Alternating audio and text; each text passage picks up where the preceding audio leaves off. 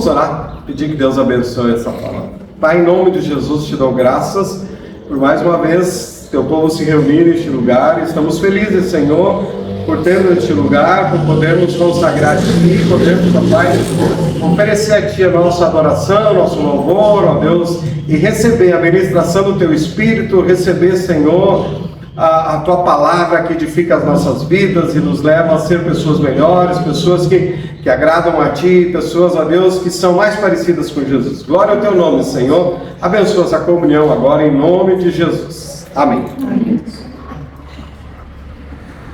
Amém.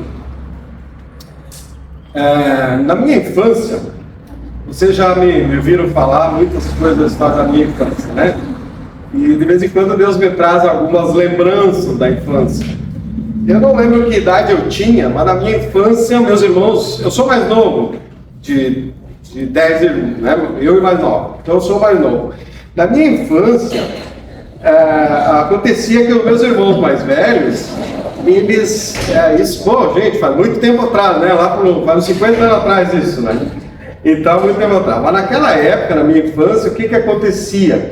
O pessoal ia no fim de semana, iam querer passear no rio, né? Tomar banho de rio, iam passear. Então, naquela época, a segurança, assim, nos carros, as coisas eram meio, né? Então, eu pegava um amigo lá, tinha um caminhão, carregar uma caçamba de madeira, e o pessoal ia tudo de pé, ia cheio de gente por rio tomar banho. E eu era criança, e eu não podia ir. E meus pais não deixavam eu ir junto. E os meus irmãos não deixavam, não queriam a minha companhia, porque era criança, e eles queriam ir, não queriam ir ter que cuidar de mim naquela época, né? O que eu tenho assim na minha memória é com quando meus pais não deixavam eu ir, uma coisa assim que eu lembro que eu chorava, meus pais não convenciam meus pais. E eu pensava assim, como meus pais são ruins, né? Estão tirando uma coisa boa de mim, algo que eu quero me divertir. Todo mundo vai se divertir e eu vou ter que ficar sozinho em casa. Todo mundo foi passear e eu ficava sozinho. Ou seja, para mim, naquela época, meus pais não estavam querendo que eu fosse feliz. Ou seja, para mim, naquela época, o sinônimo de bondade era se os meus pais fizessem tudo o que eu queria. Meus pais são bons se eles fizerem a minha vontade. Na minha cabeça de criança era assim, não sei como é que era assim. Outra situação que me levava a duvidar que meus pais eram pessoas boas, era quando eu aprontava alguma arte, né? Eu já fui artista um dia, tá? Então eu praticava muita arte, né? Então, quando eu praticava as artes, meu pai e minha mãe, a varinha pegava, né? E aí eu corria, mas não adiantava, uma hora eu tinha que vir para casa e a varinha pegava. Então eu aprontava alguma arte e meus pais me surravam, e naquele momento eu pensava, que pais ruins que eu tenho, estão me batendo. Eu não pensava na arte que eu fiz, eu não pensava no que eu tinha aprontado, eu pensava, por que eu estou apanhando? Porque, né, isso é ruim apanhar, dói, meus pais são ruins. O que eu fiz para merecer? A disciplina deles, né, me parecia algo ruim. E eu pensava, eu não mereço esse castigo, mas eu merecia mesmo, porque eu aprontava, né? Então, eu merecia. Ontem aconteceu algo aqui, né? E eu vou contar porque alguns sabem, outros sabem pela metade, então é melhor eu contar o que aconteceu, né? E alguns podem vir a duvidar da bondade de Deus, né? Ontem o Alceu e o André estavam aqui, mexendo na elétrica e tudo aqui, e de repente vieram dois rapazes meliantes, armados, e assaltaram eles aqui, né? E levaram o carro do André. E aí, ou seja, a gente pensa, mas eles estão fazendo algo para a obra de Deus, né, na igreja, fazendo, arrumando, e aí agora eles passam por essa situação, né? Deus não é bom. Deus não é bom. Permitiu isso. Podia pensar. Mas o André e o Alceu, pelo que ele me disse, esperaram alguns segundos aqui. E aí o André saiu, quando ele saiu ali, o carro da brigada estava passando. E aí ele atacou o carro da brigada e aí ela, acabou, eu fui assaltado, que carro era tal? Estava indo lá, e saíram da brigada. Deus é bom, né? Mandou o carro da brigada. Percebe como a gente pode estar mudando de opinião dependendo daquilo que nos favorece, né? Deus não é bom, deixou essa coisa de ruim acontecer. Deus é bom, porque agora ele mandou um livramento, né? Eu acredito que os bandidos não acham que Deus é bom, né? Eu acho que eles ficam assim, Deus não é bom, me prenderam. Estou dando risada, mas é algo que infelizmente faz parte da... Eu lembro, quando a gente lembrando do tempo lá, na Travessa São Pedro, muitos foram assaltar, levar o carro, né? Muitos irmãos foram assaltados. Então, e as minhas filhas também, né? Na praça aqui em Porto Alegre, então é algo que infelizmente passa por muitas pessoas, né? O objetivo da mensagem, eu gostaria que chegar ao final dessa mensagem, que eu venha preparando ela durante a semana, e aí acontecem essas coisas, né? Até para fortalecer o que a gente crê de Deus, né? O objetivo dessa mensagem é procurar levar você a crer que Deus é bom. Em todo tempo, Ele é bom. Ele nunca deixa de ser bom. E isso é algo que você precisa resolver bem no teu coração. Você precisa se resolver com Deus sobre isso, né? Quem acompanha um grupo de oração da igreja, ou mesmo nas orações da celebração que a gente fez, se tu prestou atenção nas minhas orações, especialmente nesses 2 últimos anos, o que mais eu repeti a Deus, e eu fui depois percebendo isso, foi algo assim... de coração mesmo, depois que eu percebi, eu sempre estou orando sobre isso. E o que sempre estava presente nas minhas orações é: Deus, como Tu tem sido bom para mim. Deus, Tua bondade é algo assim que me inunda o coração, e eu sinto assim, eu acho assim que Deus é tão bom para mim. E eu olho toda a minha vida e digo assim: Deus foi e continua sendo tão bom na minha vida. Então as minhas orações nesses 2 últimos anos, talvez se eu definisse um tema, seria a bondade de Deus. Por isso eu estou falando sobre isso hoje também. Bondade de Deus, né? O amor e a bondade de Deus é tão grande que me constrange. Eu fico constrangido às vezes de perceber quanto Deus é bom, o quanto Ele me ama. E a Bíblia diz que o amor dele nos constrange. Tem que nos constranger realmente. Que deu seu filho para morrer na cruz, eu tenho que ficar constrangido. Tanto amor de Deus por mim. A pergunta que cabe nesse primeiro momento aqui é: afinal de contas, tu crês que Deus é bom ou não? Verdadeiramente tu crê na bondade de Deus, que Deus é bom? Ou talvez tu continua mudando de opinião à medida que coisas boas ou as coisas ruins acontecem contigo? Como é que é? Tu tem isso já definido no teu coração? Voltando à minha infância, eu lembro que após eu chorar do castigo dos meus pais, né? Mais a minha mãe era mais presente nisso. E meus pais, então, eles voltavam a cuidar de mim, no meu entendimento, tá entendendo? No meu entendimento, agora meus pais e minha mãe preparavam pão, aquele pão caseiro, saído do forno, cheirinho assim, sabe? E passavam uma banha assim, botavam açúcar na banha, essas coisas antigamente, era isso, pão grandão, né? Um pão que chimia, né? Com nata caseira. Então minha mãe preparava aquele lanche, me dava um carinho, e eu sentia o amor deles, né? Inundava meu coração, e eu passava a pensar: meus pais são os melhores pais. Então eu olhava para os meus pais e via quando eles me castigavam ou faziam alguma coisa que me gerava sofrimento, meus pais não são bons. Mas quando meus pais me davam alguma coisa boa para comer, me arrumavam a cama, minha mãe fazia carinho, são maravilhosos, como eles são bons para mim. Só que a Bíblia vai mostrar que a gente precisa ultrapassar essa fase, de certa forma, infantil, né? Deus nos desafia a gente deixar de ser criança nesse sentido, né?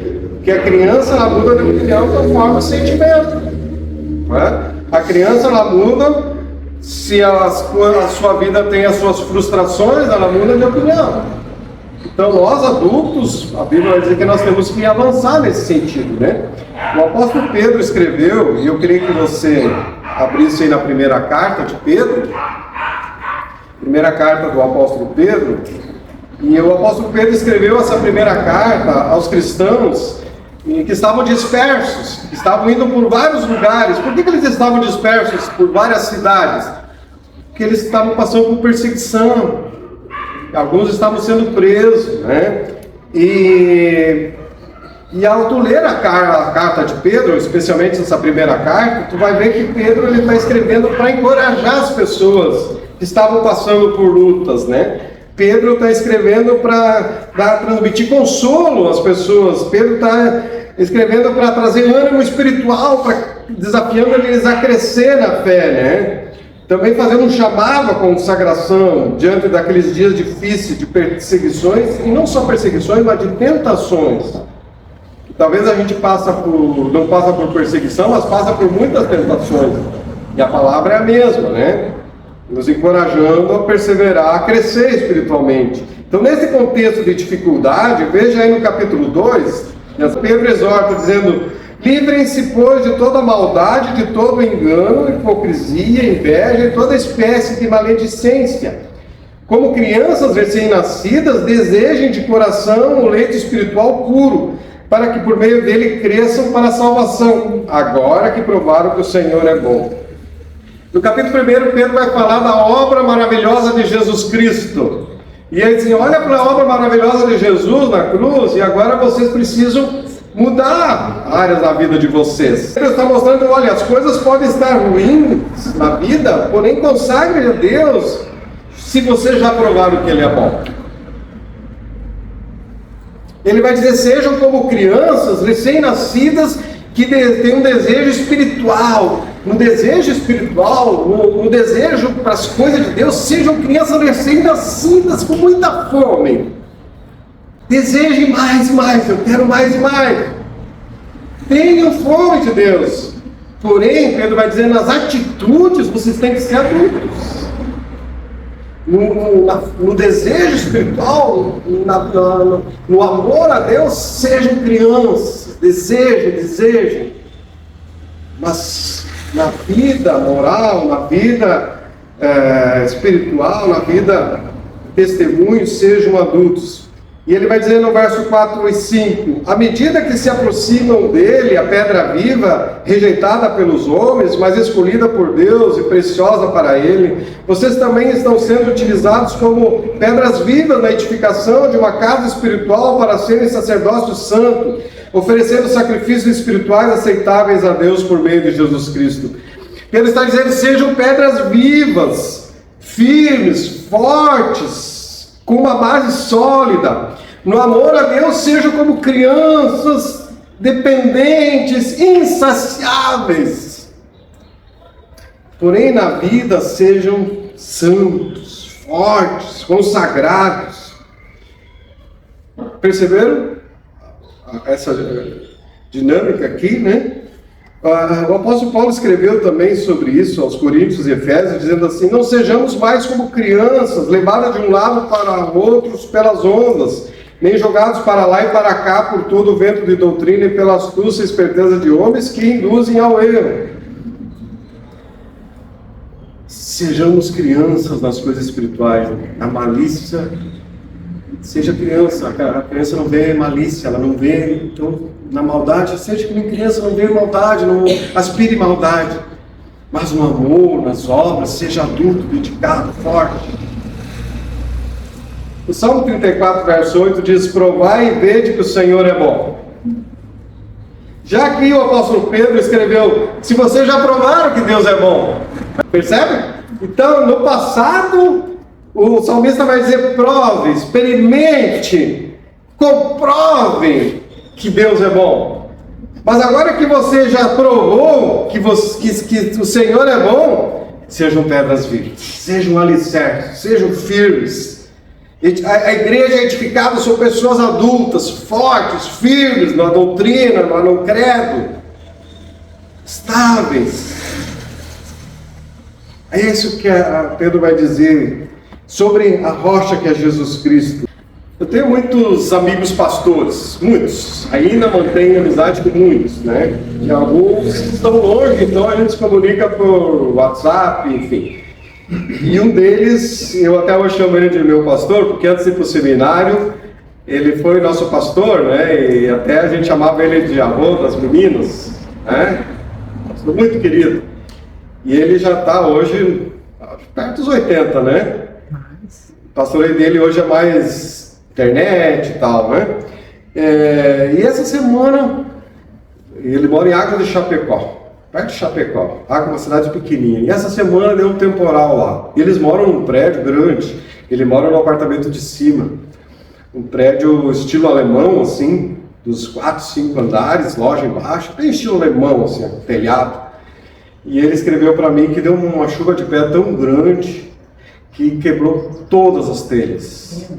E ele disse que quebrou tanto e choveu tanto para dentro que ele e a esposa, de noite, eles não sabiam onde eles conseguiam um cantinho para não se molhar, para conseguirem dormir e passar a noite ainda, de tanta água. E a cidade foi um caos no outro dia de trabalho das pessoas, né?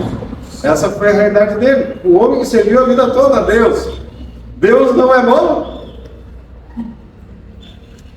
Um outro pastor amigo meu, já falei dele aqui, pelo WhatsApp também, que é aqui de Alvorada, e alguns irmãos até ajudaram ele financeiramente, né? Então, louvo a Deus, que uns 2 meses atrás a enchente pegou a casa dele, ele perdeu muita coisa, teve que sair às pressas, e aí eles ficaram 2 meses morando nas peças da igreja.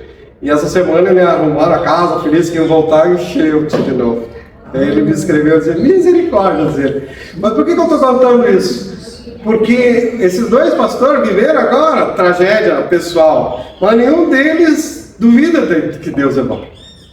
Nenhum deles diz assim, Deus é ruim, Deus me abandonou. Não. O que eles só dizem é o seguinte, está doendo, que é legítimo. Né? E o que eles estão dizendo assim misericórdia, Deus, me ajuda a superar esse momento de luta, né? Que nem a minha psicóloga preferida, né? Minha filha, ela diz assim, no curso de psicologia, ela diz assim, que se a vida te deu limões, faça uma limonada. Se você pegar um limão e você querer chupar o limão, é difícil você pegar um limão e chupar. Mas se você pegar aqueles limões e fizer uma limonada, é uma delícia, né? Ou seja, se na vida você recebeu alguns limões, faça disso uma limonada, porque é a tua vida isso ali. A situação que a gente vivenciou é a realidade, não adianta a gente esconder, é a realidade. Então a gente tem que usar aquilo de alguma forma para o nosso bem, para nós crescermos. Mais uma pergunta para você, e tem algumas de forma retórica aqui. Tu já provaste da bondade de Deus na tua vida? Então, o desafio é declare a bondade de Deus todos os dias, em todo o tempo. Declare isso, declare isso. Deixe isso tomar conta do teu coração, que a tua mente seja iluminada dessa verdade espiritual que Deus é bom. Não permita que teu coração seja amargurado pelas circunstâncias difíceis que possam surgir. Ao contrário, busque a Deus todos os dias, como Naum escreveu, capítulo 1, verso 7, dizendo: o Senhor é bom, Ele serve de fortaleza no dia da angústia e conhece os que confiam nele. Percebe que ele está dizendo o seguinte: existe o dia de angústia, ele está dizendo. Mas no dia da angústia, Deus é a fortaleza que a gente precisa. Gente, nós temos que lembrar e perceber que a bondade de Deus, ela se manifesta de muitas maneiras. O mundo belo que nós olhamos, a expressão da glória de Deus e expressão também do amor e da bondade de Deus. O pão nosso de cada dia que Ele nos deu hoje, a expressão da bondade de Deus. A resposta às nossas orações, as pessoas maravilhosas que Deus coloca na nossa vida, no nosso caminho, né? Bondade de Deus. E a lista segue infinita, de tanta manifestação da bondade de Deus. Porém, a bondade de Deus não se manifesta somente me dando coisas boas. Por exemplo, a correção de Deus, quando eu lembro dos meus pais me disciplinando, era para o meu bem, eu me tornei uma pessoa melhor, porque senão meus pais, se não tivessem me disciplinado, talvez eu tivesse me perdido. Tinha a questão das drogas, tinha tantas coisas que eu podia ter me perdido. Mas a disciplina dos meus pais me conduziu no caminho certo. Na carta aos Hebreus, o autor diz assim: será que vocês já esqueceram as palavras de encorajamento que Deus lhes disse, como se vocês fossem filhos dele? Pois ele disse: preste atenção, meu filho. Deus falando: preste atenção, meu filho. Quando o Senhor o castiga, e não se desanime quando ele o repreende. Pois o Senhor corrige quem ele ama e castiga quem ele aceita como filho. Suportem o sofrimento com paciência, como se fosse um castigo dado por um pai, pois o sofrimento de vocês mostra que Deus os está tratando como seus filhos. Será que existe algum filho que nunca foi corrigido pelo pai? Se vocês não são corrigidos, como acontece com todos os filhos de Deus, então não são filhos de verdade, mas filhos ilegítimos. Então, se você não é corrigido por Deus, você não é filho de Deus. Se você é um filho de Deus, Ele vai te corrigir. Porque é um pai que ama e corrige seus filhos para dar no caminho certo. Provérbios 29:15 expôs essa mesma ideia, né, afirmando que a criança entrega a si mesma e envergonha a sua mãe. Ou seja, a disciplina divina é um ato da bondade, de amor de Deus. A justiça de Deus também é um ato de bondade de Deus. O não de Deus, quando a gente espera um sim, também é uma expressão da bondade de Deus. Meus pais diziam não para mim, para me proteger, porque eles não queriam que eu ficasse e podia morrer lá, né? Então é para me proteger. Aliás, você lembra dos mandamentos? Que às vezes as pessoas dizem: não, Deus dá os mandamentos para me privar de usufruir de alguma coisa. Será? Veja bem, Deus diz assim, ó, não matarás. Deus não está te privando de alguma coisa, Ele está te protegendo. Deus ele vai dizer: não mentirás. Ele não está te privando, Ele está te protegendo, porque a mentira traz coisa ruim para você. Não roubarás. Não fique embriagado.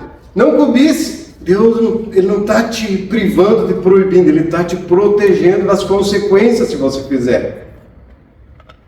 Os mandamentos, então, de Deus revelam esse cuidado, né? A bondade de Deus. Deus, Ele vê lá na frente, né? O que pode me prejudicar e diz agora: cai fora, meu! Né? Cai fora dessa, meu! Sai daí! Não faça isso! Não te mete com gente assim! Deus está nos protegendo. Deus está nos protegendo. Aprovação é o meio de Deus agir com bondade, para que eu me torne uma pessoa melhor, aprovada. Ele está me provando para ser aprovado. Os problemas são permitidos por Deus como uma bênção. É a bondade de Deus, para que eu busque mais a Ele, para que eu ore mais, porque se eu não tiver problema, a gente ora menos. É verdade. Né? Então os problemas me fazem lembrar que aqui não é o céu. Sou peregrino na terra, que a minha felicidade não esteja nas coisas terrenas, mas em Deus. Gente, você, eu, nós podemos ser felizes com pouco ou com muito, desde que não falte a Deus. As pessoas mais infelizes na terra não são os pobres, como alguns dizem: os pobres são os infelizes, não tem. Não, não, não. As pessoas mais infelizes são as que não têm propósito na vida. Não sabem para que porque estão neste mundo, não tem propósito, né? Deus é aquele que dá propósito à vida, e isso revela que Ele é bom, que Ele é bom. Vou fazer uma outra pergunta. Ontem eu fui deitar para dormir, né? E aquela assim que tu vê os pensamentos, eu pensando na mensagem e eu não conseguia dormir. Pensando na mensagem, na bondade de Deus, e a semana toda, eu pensando. E eu fiz uma seguinte pergunta para mim e eu faço para ti. Uma pergunta que incomoda, tá? Pelo menos eu acho. Se Deus perguntasse para ti: me dá um motivo para eu te manter vivo, você estar vivo, dá um motivo. Talvez o Guilherme ia dizer: o Sicredi precisa de mim. Né? É o motivo, né? Aí, Uber precisa de mim, né, Daniel? Senão, no meu trabalho, eu preciso trabalhar. Talvez você, não, a minha família precisa de mim. Ou talvez você vai dizer, a igreja precisa de mim, do meu ministério. Ou alguém mais, né? Ia dizer, o mundo precisa de mim, né? O que seria do mundo sem a minha presença? Né? E eu fiquei refletindo sobre isso ontem. E essas respostas que eu coloquei, eu não sei se você percebe, que as respostas que a gente dá a essa pergunta, dê um motivo para eu te manter vivo, Deus te perguntando isso. Essas respostas que eu coloquei, talvez fosse diferente, né? Mas essas respostas geralmente estão baseadas em merecimento. Elas estão baseadas naquilo que, na minha importância perante. Será que o teu merecimento é suficiente para Deus te manter vivo? Que falta tu fará no mundo na hora que tu morrer? Qual a falta que você vai fazer lá no teu trabalho? Tu vai fazer falta para incomodar isso. Eu não quero deprimir ninguém, tá bom? Mas a falta que você vai fazer na tua família realmente na família talvez seja o lugar onde a gente mais vai fazer falta, né? Mas as pessoas partiram, pessoas que você amava, que morreram, e você continua vivendo, e o mundo continua rodando sem essas pessoas. O que eu quero dizer é o seguinte, presta atenção, o que eu quero dizer é o seguinte, que você estar vivo não é por algo que tu faz por merecimento, porque você é importante, porque o mundo não seria mundo sem você. Não. Se você pensar assim, quando as coisas não vão bem, você não mereço isso e você vai murmurar. Eu, particularmente, eu penso o seguinte, que eu estou vivo não é por merecimento mesmo. Nenhum. Eu penso que Deus me deu a você também a vida e Ele te mantém vivo por causa da bondade dEle. É bondade dEle, tu tá vivo. Não é porque você é o cara. Não, esquece isso. É bondade de Deus. Não é o que tu faz que convence Deus, eu vou bater esse cara na terra. Não é. Não sei se faz sentido para você, mas para mim faz muito sentido isso. Mas não é o que tu fazes que convence Deus, mas quem tu és. Tu é um ser criado e amado, e isso é suficiente. Tá entendendo? O fato de você ter sido criado e amado por Deus é suficiente para Ele te manter vivo. Ele já te trouxe a vida por amar você. E Ele te ama. Isso é o suficiente para Ele te ter trazido para este mundo, te manter vivo e te levar para a glória, para viver eternamente com Ele. Por causa do amor dEle. Quando você lê os salmos são hinos assim, que cantam muito a bondade de Deus. Por isso que é importante ler o salmo. Talvez você orar os salmos também, conhecendo o contexto também, né? E eles cantaram muitas vezes a bondade de Deus. Por exemplo, o Salmo 100, verso 5 declara: porque o Senhor é bom, e eterna a sua misericórdia, e a sua verdade dura de geração em geração. Semelhante ao Salmo 136, 1, que é repetido em vários salmos, que diz assim: louvai ao Senhor, porque Ele é bom, porque a sua benignidade dura para sempre. E repete. Muito bom. A bondade de Deus, gente, é um traço do caráter de Deus. Deus, Ele é bom, não é uma atitude que Deus está sendo bom, Ele é bom, é um atributo dEle. Assim como Deus é amor, assim como Deus é luz, assim Deus é bondoso. Então a palavra de Deus diz: Deus é amor, então nós temos que amar como Ele me ama. Deus é luz, então viva na luz e seja luz. Deus é bondoso, então seja bondoso com o próximo, se você pertence a Ele. Cuide, gente, do seu coração para não duvidar que Deus é bom. Em todo tempo Ele é Deus e em todo tempo Ele é bom, né? Um dos textos que está sempre presente em minha mente é o Salmo 23. E talvez você vai pensar, o Salmo 23, versículo 1, que diz: o Senhor é meu pastor, de nada terei falta. Também. Mas o versículo que mais está presente na minha mente há muitos anos é o verso 6, que diz o seguinte, e eu reflito muito sobre isso: certamente bondade e misericórdia me seguirão todos os dias da minha vida. Aleluia! Fale um aleluia, né? Certamente, eu tenho certeza, eu tenho convicção, eu não duvido nunca que bondade e misericórdia me seguirão todos os dias da minha vida. E uma das interpretações dessa palavra de Davi, no exímio pastor de ovelhas, uma das interpretações era que naquela época também havia os rebanhos e alguns pastores usavam 2 cães para conduzir o rebanho não se dispersar. Então, como se fosse 2 cães, ele diz assim, ó, eu estou sendo guardado, seguido por a bondade e a misericórdia de Deus. Bondade e misericórdia de Deus me seguem todos os dias, aonde eu vou, são meus guardas de proteção, meus cães de proteção, a bondade e a misericórdia de Deus. De um lado a misericórdia, ou seja, é Deus me perdoando, é Deus aliviando do castigo que eu mereço, Deus não me dá o castigo. Do outro lado a bondade de Deus, Ele me abençoando, suprindo, me levando a águas tranquilas, né? Dando tantas coisas boas na vida, na forma de moradia, alimento, família, amigos. Bondade de Deus. Num momento Deus age com muita misericórdia, em outro momento Ele expressa sua eterna e maravilhosa bondade sobre a minha vida. A minha oração diária é: Deus, como Tu é bom para mim, Deus. Na rua, Deus, como Tu é bom para mim, Deus. Deus, me ajuda a continuar sendo um crente fiel, um crente bom. Me perdoa às vezes que eu escorrego, que eu falho, me perdoa, Deus. Deus, é tanta bondade que eu fico constrangido.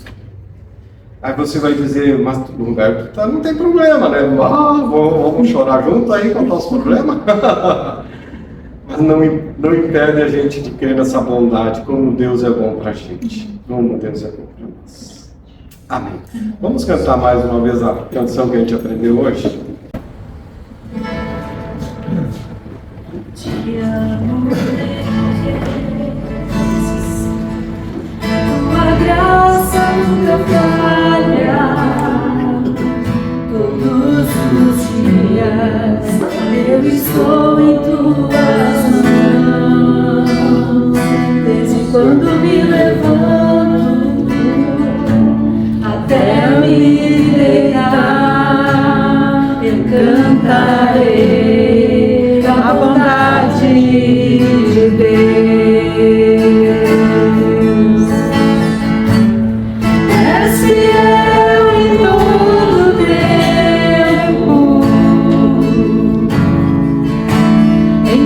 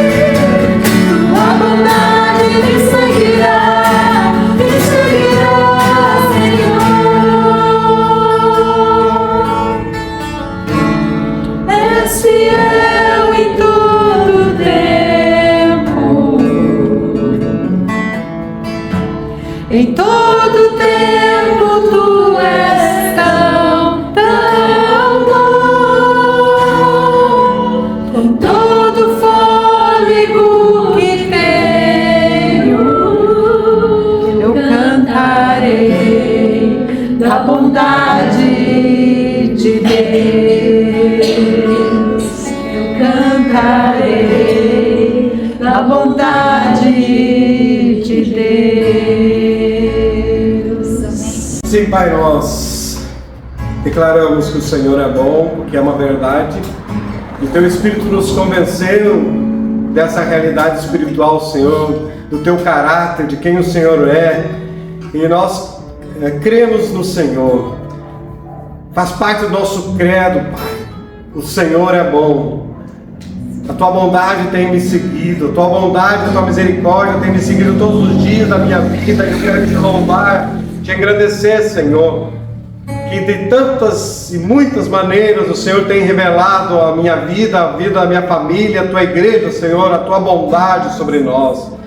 Ó Deus, que a nossa fé esteja firme, que nós sejamos como crianças que desejam crescer espiritualmente, que têm fome de Deus, sede de Deus, que amam a Deus, mas que nós, ó Pai, possamos ser crentes firmes, adultos, mas firmados na Tua palavra, Pai, em nome de Jesus, não duvidando nunca da Tua bondade, do Teu amor.